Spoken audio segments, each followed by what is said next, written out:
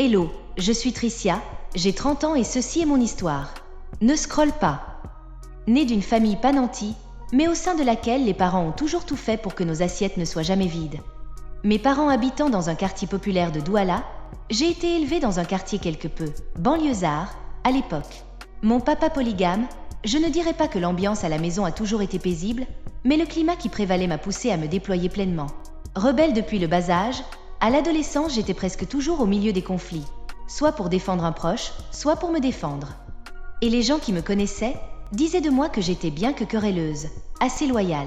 Je dois avouer aujourd'hui que cette hargne était une manière pour moi de dissimuler ce personnage fragile et simple que j'étais à l'époque de peur d'être piétinée par les plus grands, fût-il en corpulence ou en année.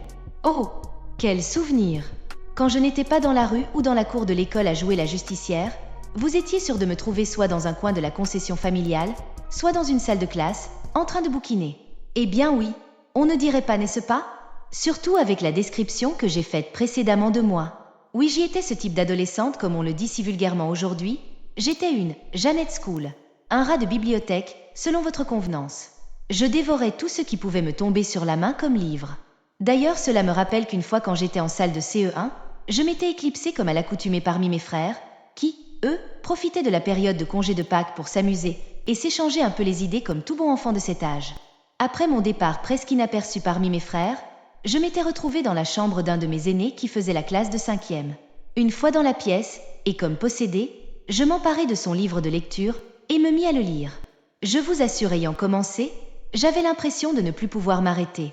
En fait, je dois le dire, la lecture a toujours été une passion pour moi. Chaque fois que je lis un livre, une revue ou un article, je me sens apaisée, transcendée dans un monde virtuel où mots et douleurs n'ont pas leur place. Et donc ce jour, comme pendant tous mes moments de lecture, je me laissais emporter, perdant ainsi la notion du temps et de l'espace, me délectant de chaque mot, chaque syllabe et chaque texte que je pouvais parcourir. Mais comme toute friandise, l'instant de bonheur fut très vite abrégé, car j'entendis une voix qui m'extirpa de cet univers magique dans lequel je me retrouvais pendant une vingtaine de minutes.